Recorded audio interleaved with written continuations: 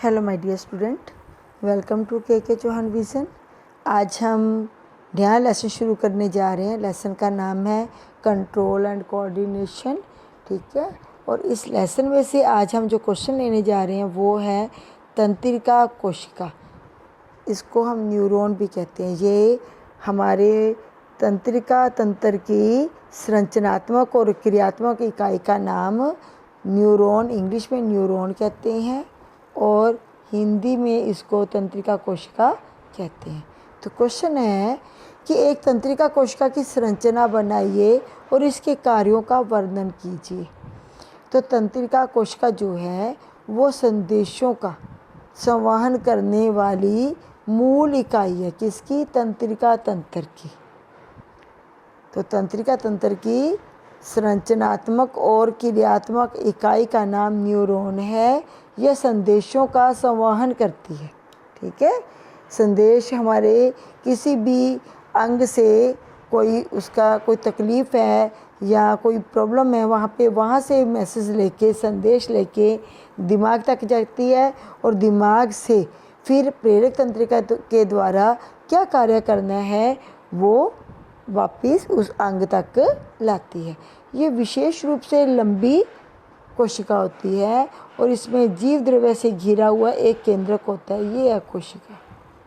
ठीक है, तो ये है केंद्रक। तो जीव द्रव्य, ये वाला साइटोप्लाज्म बनाया हुआ है। तो जीव द्रव्य से घिरा हुआ एक केंद्रक न्यूक्लियस होता है। जीव द्रव्य से धागेनुमा रचनाएं निकलती है जिसको डेंड्राइट कहते हैं। ये है डेंड्राइट, हिंदी में इसको द्रुमिका कहते हैं। तो ये डेंड्राइट निकलते, देखो कितने सारे डेंड्राइट निकले हुए हैं। ठीक है, ये डेंड्राइट जो है ना, ये क्या करते हैं, ये ही संदेश को ग्रहण करते हैं। कोई एक डेंड्राइट बहुत लंबा हो जाता है, ये देखो लंबा हो गया। अब इस डेंड्राइट का नाम हिंदी में इसको तंत्राक्ष कहते हैं, इंग्लिश में इसको एक्सोन कहते हैं। ठीक है, तो एक्सोन या तंत्राक्ष, इन शाखाओं में से एक शाखा अधिक लंबी हो जाती है जिसको एक्सोन कहती हैं। अब ये क्या करते हैं, यहाँ से जो संवेदनाएं ग्रहण किए यहाँ से डेंड्राइट के द्वारा, वो यहाँ पे आई। यहाँ पे आने के बाद तंत्राक्ष से होती हुई कहाँ पे आ गई, ये एंडिंग वाले पॉइंट पे आ गई। ये एंडिंग वाले पॉइंट फिर किसी और तंत्रिका न्यूरॉन के साथ जुड़े हुए हैं। ठीक है, जैसे ये देखो, ये डेंड्राइट दिखाए हुए हैं ना, ये डेंड्राइट इसके साथ जुड़े हुए हैं। ठीक है, तो अब एक बार अगर संदेश यहाँ पे ग्रहण कर लिया, इसके द्वारा यहाँ पे आया, तो यहाँ से संदेश फिर यहाँ पे आएगा और यहाँ से फिर संदेश दूसरी तंत्रिका के डेंड्राइट के साथ जुड़ा होगा। ये हमने बनाई तंत्रिका, ये लंबी है तो ये डेंड्राइट इसकी। ठीक है, तो इसके साथ ये जुड़ा होगा। तो ये बीच में खाली जगह होती है, इसको साइनैप कहते हैं। ठीक है, अभी बताती हूँ मैं आपको और ज़्यादा। तो यहाँ तक तो आपका क्लियर हो गया होगा कि तंत्रिका कोशिका संदेशों का संवहन करने वाली मूल इकाई है। ये विशेष रूप से लंबी होती हैं। जीव द्रव्य से घिरा हुआ एक केंद्रक होता है। इसमें जीव द्रव्य से डेंड्राइट नामक अनेक छोटी छोटी कोशिका शाखाएं निकलती हैं और इन शाखाओं में से कोई एक शाखा अधिक लंबी हो जाती है, इसको एक्सोन कहते हैं। ये संदेशों को कोशिका से दूर ले जाती है। ठीक है, कोई भी तंत्रिका कोशिका सीधी दूसरी तंत्रिका कोशिका के साथ जुड़ी हुई नहीं होती। इनके बीच में कुछ रिक्त स्थान होता है और इस रिक्त स्थान को हम साइनैप कहते हैं, जिसमें बहुत ही समीप का संवहन मीन्स एक जगह से दूसरी जगह तक मैसेज को भेजना, इसे अंतर्ग्रंथन कहते हैं या साइनैप कहते हैं। हिंदी में भी आप इसको साइनैप ही याद करें। ठीक है, साइनैप कहते हैं। ठीक है, साइनैप कहते हैं। और यदि एग्जाम्पल के द्वारा इसको समझाया हुआ है कि यदि हमारे पैर में कहीं दर्द हो रहा है तो इसकी सूचना पैर में स्थित संवेदी तंत्रिका, 2 प्रकार की तंत्रिकाएं होती है, अभी मैं बताती हूँ, 3 प्रकार की होती है एक्चुअल में। ठीक है, तो संवेदी तंत्रिका कोशिका के द्वारा के जो डेंड्राइट होते हैं ना, वो उसको ग्रहण कर लेते हैं। मान लो मेरे पैर की एक थंब में, पैर का जो थंब है ना, उसमें मेरे को दर्द हो रहा है या एडी में दर्द हो रहा है, तो एडी की जो संवेदी तंत्रिकाएं हैं ना, वो उसके डेंड्राइट उस दर्द को ग्रहण करेंगे और फिर क्या करेंगे, वो दर्द को लेकर ये तंत्रिका कोशिका में आएंगे। कहाँ पे आएंगे अभी बताती हूँ। तो ये दर्द, मान लो मेरी पैर की एडी में दर्द हो रहा है, तो ये इसको दर्द को ग्रहण करेंगे, डेंड्राइट ग्रहण करके कहाँ पे ले आई, इसमें ले आई। ठीक है, अब यहाँ से ये दर्द के आवेग जो हैं वो कहाँ पे जाएंगे, यहाँ पे आ जाएंगे। इसके बाद दूसरी तंत्रिका के पास जाएंगे, ऐसी दूसरी, फिर तीसरी, ऐसे करते करते मेरे दिमाग की जो तंत्रिका कोशिका है वहाँ तक पहुँच जाएंगी। ठीक है,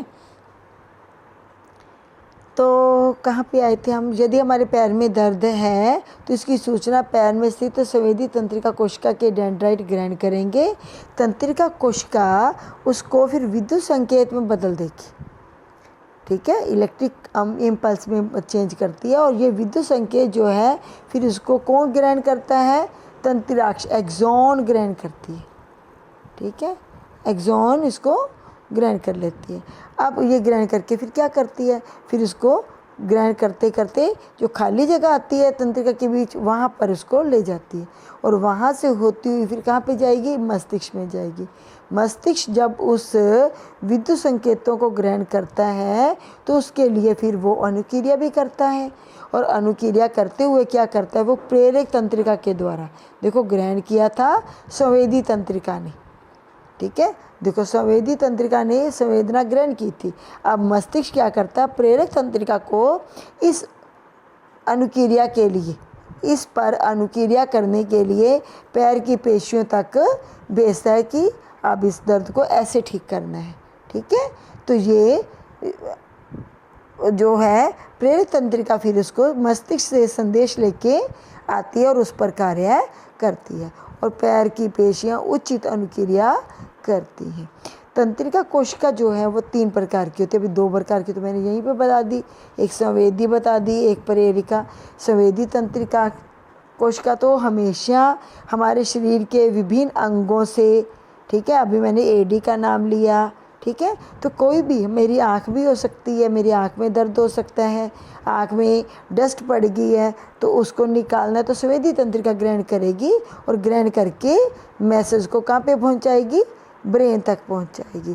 संवेदी तंत्रिका कोशिका को हम सेंसरी न्यूरॉन भी कहते हैं। क्या कहते हैं,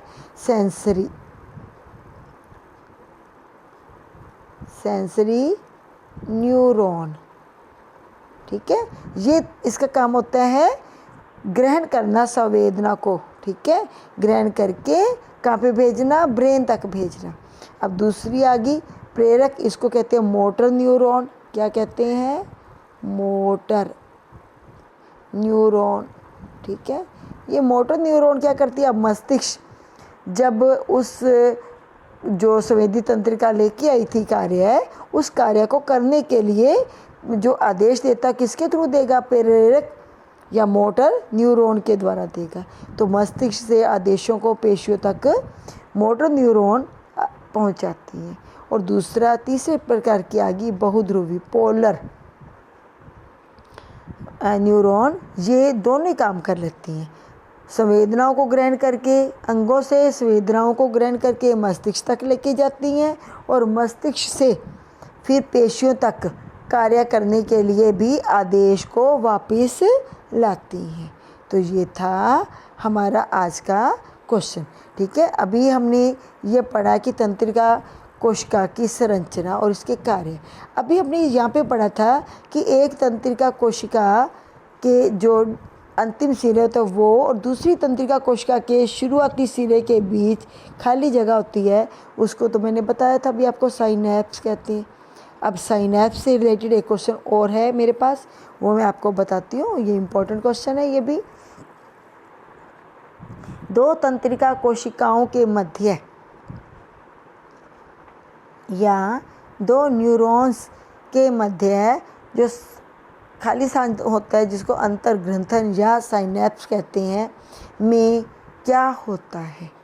तो अभी मैंने आपको बता ही दिया कि प्राणियों के शरीर में 2 प्रकार की न्यूरॉन्स पाई जाती हैं। ठीक है, 2 तंत्रिका कोशिकाएं जो हैं वो एक दूसरे के साथ जुड़कर एक श्रृंखला बनाती जाती है। एक तंत्रिका कोशिका के साथ दूसरी जुड़ी हुई है, दूसरी के साथ तीसरी, तीसरी के साथ चौथी जुड़ी हुई है। इनके बीच में ये खाली जगह होती है, ये वाली, ठीक है, जुड़ी होती है। तो आगे इस, ताकि यहाँ से सूचना ग्रहण की है तो आगे आगे ये सूचना जाती जाती कहाँ तक जाएगी, ब्रेन तक जानी है सूचना, ठीक है। फिर ब्रेन जो कार्य देगा वो फिर ऐसे आगे को जाएगा, कहाँ तक आएगा, उस अंग तक आएगा, ठीक है। तो ये दो प्रकार की, ये वाली तो मैंने बताया था संदेश को लेके जाने वाली जो कोशिकाएं होती हैं, न्यूरॉन होती हैं, न्यूरॉन होती है या तंत्रिका कोशिका होती है, वो मस्तिष्क तक लेके जाती है संदेश। और दूसरी जो होती है मस्तिष्क से प्रेरक तंत्रिका के द्वारा कार्य करने के लिए वापस संदेश लाती है। तो एक श्रृंखला बनाती हैं। ये क्लियर होगी लाइन आपकी। और आगे सूचना को बढ़ाती हैं। सूचना एक तंत्रिका कोशिका के जो आगे वाला सिरा था कोशिका का, जो डेंड्राइट थे, ऐसे बनाए थे ना डेंड्राइट, उसके द्वारा ग्रहण किए जाते हैं। और एक रासायनिक क्रिया के द्वारा फिर इस संदेश को, ठीक है, किस में बदला जाता है, विद्युत आवेग में बदल दिया जाता है। तो देखो यहाँ से तो ग्रहण किए जाते हैं, इनके द्वारा तो ग्रहण किए जाते हैं, और फिर यहाँ पे जैसे ही आते हैं तो किस में बदल दिए जाते हैं, विद्युत आवेग में बदल दिए जाते हैं, इलेक्ट्रिक इम्पल्सेस में बदल दिए जाते हैं। अब ये इलेक्ट्रिक इम्पल्सेस जो हैं फिर डेंड्राइट से होते हुए, कोशिका से होते हुए, दूसरी कोशिका से होते हुए, ऐसे चलते चलते चलते चलते कहाँ तक पहुँचेंगे, ब्रेन तक पहुँचेंगे। तो ये आवेग द्रुमिका से कोशिकाओं तक और फिर तंत्राक्ष से होता हुआ इसके अंतिम सिरे तक पहुँच जाता है। तो ये है द्रुमिका। तो ये संदेश द्रुमिका से होते हुए कोशिका काय में आता है, फिर तंत्राक्ष से होते हुए इसके अंतिम सिरे तक पहुँच जाता है।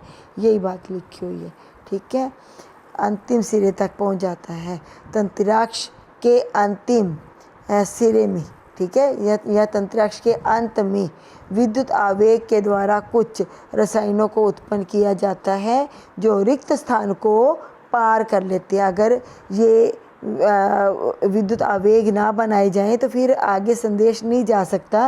रिक्त स्थान को पार करने के लिए ये विद्युत आवेग जो हैं वो रासायनिक पदार्थों की मदद से आगे बढ़ जाते हैं और फिर कहाँ पे जाते हैं, अगली तंत्रिका कोशिका के डेंड्राइट तक पहुँच जाते हैं, द्रुमिका तक पहुँचते हैं। फिर द्रुमिका से कोशिका काय में आते हैं, कोशिका काय से फिर आगे बढ़ते रहते हैं।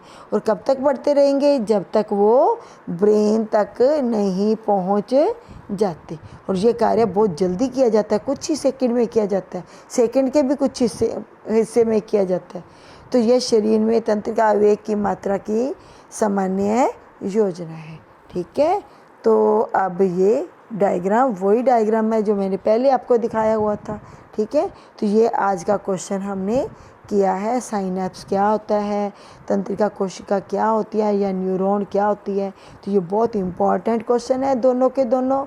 अकेला डायग्राम भी पूछा जा सकता है, ठीक है, अकेला डायग्राम भी पूछ सकते हैं और इसका क्वेश्चन भी पूछ सकते हैं, साइनेप्स का पूछ सकते हैं, ठीक है। इस कैसे भी क्वेश्चन आ सकता है, हमारा क्लियर है question. Thanks for watching this.